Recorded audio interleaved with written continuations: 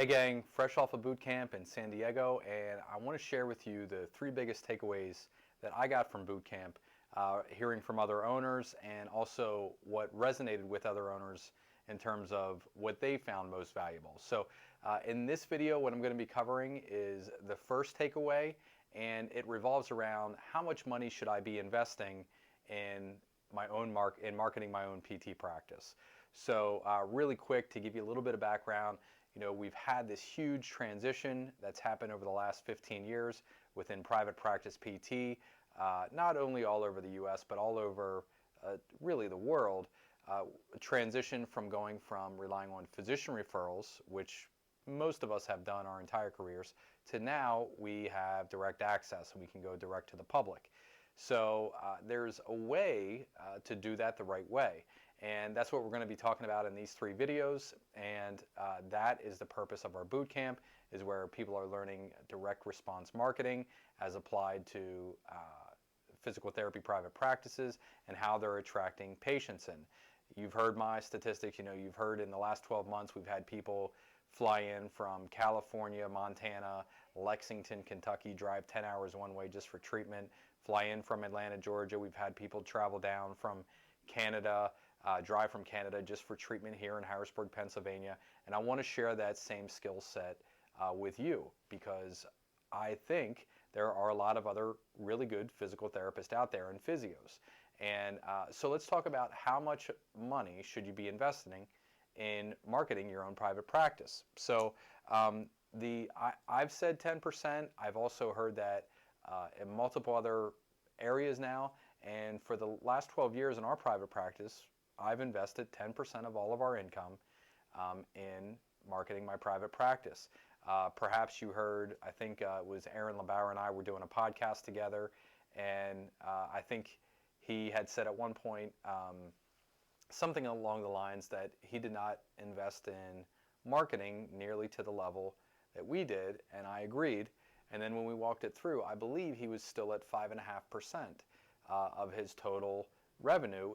What flows back into marketing. So yes, there is a real expense there. When I first opened up, I was roughly $36,000 a month or $30,000 a month in revenue, and I was only investing about $500 a month. So really, really efficient, but we were completely reliant on physician referrals. When that started to dry up, I wanted to diversify. I saw the end coming, and I knew that I had to add other channels, but I had no idea how to do that. What I started to do was give myself 10% of the revenue to invest in marketing. So, for example, at that time, our Madden Physical Therapy, our private practice, we were earning about $360,000 a year. That's gross. That's everything. That's not minus expenses or anything. So $360,000 a year, or $30,000 a month, which gave us at 10%, gave us $36,000 a year to invest in marketing, or $3,000 a month. Well, something happens, and I know some owners will panic anytime they go over that. The majority of owners won't go anywhere near this number, 10%, and they want to take a jump. And what I'm going to explain to you is how I made the jump here, and also what happened along the way, because there's a pretty shocking confession that I'm going to give you here in a second. So 10% is the goal, and then what happens is once we give ourselves that 10% to go out and test different marketing strategies and fine-tune them, then we can get more efficient over time. So right now we're about 8%. And what this has added to in my private practice career is over $2.2 million that we've invested in growing our private practice.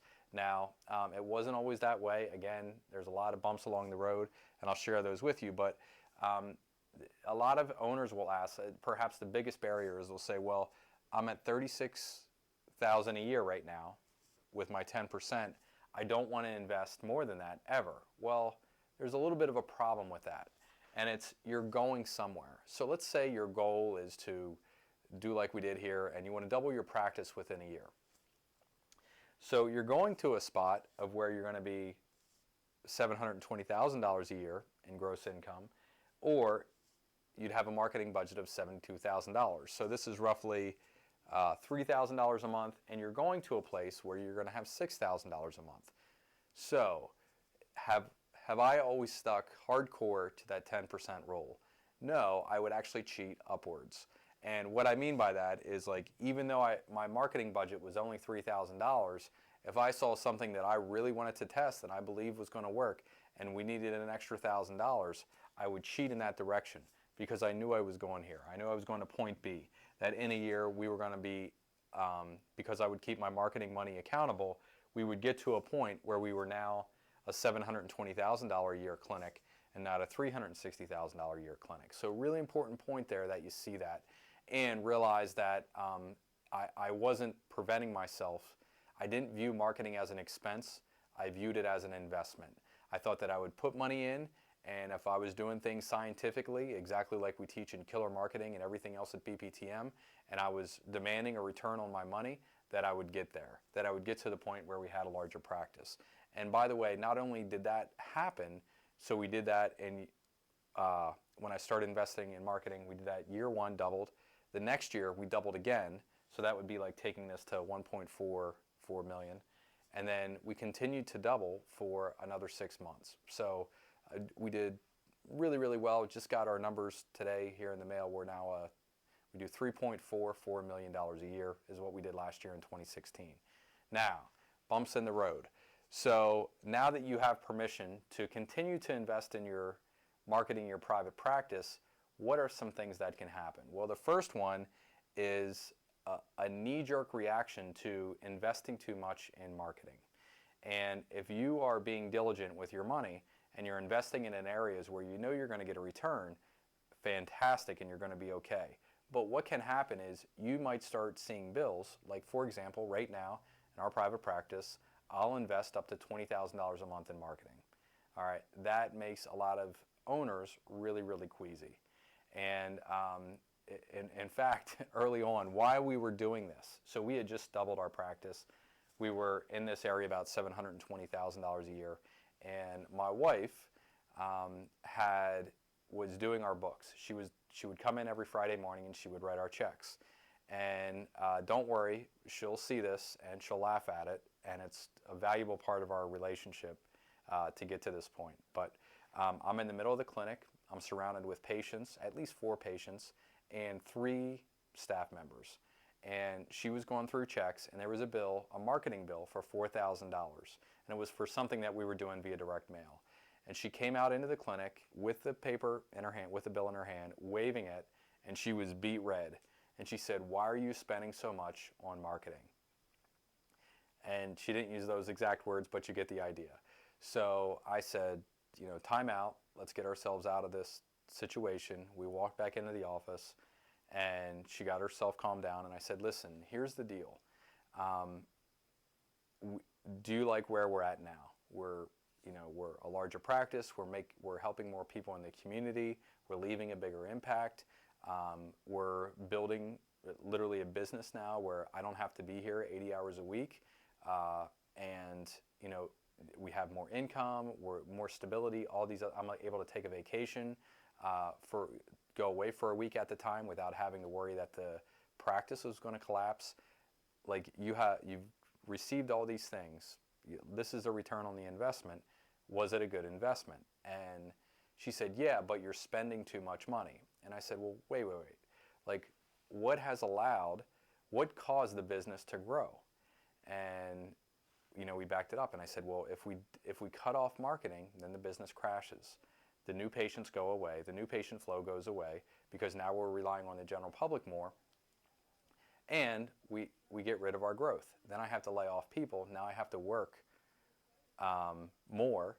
I have to go back to 65, 75, 80-hour work week, and like all this falls apart." So like Earl Nightingale in my favorite recording, The Strangest Secret, said 95% of the population will walk up to a wood stove and say, "Give me heat, and then I'll put in the wood."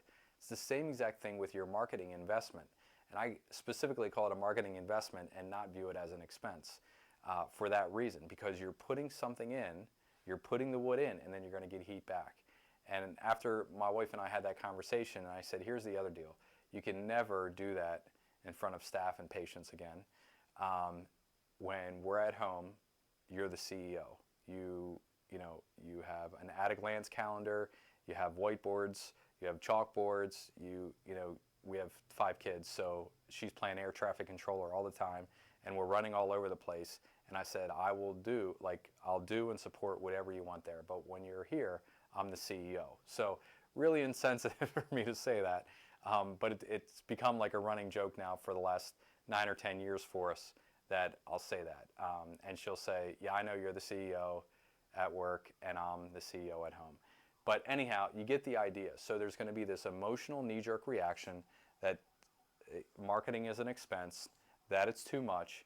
And if you really break it down, I'll take this a step farther. This was unplanned, but I think it's important.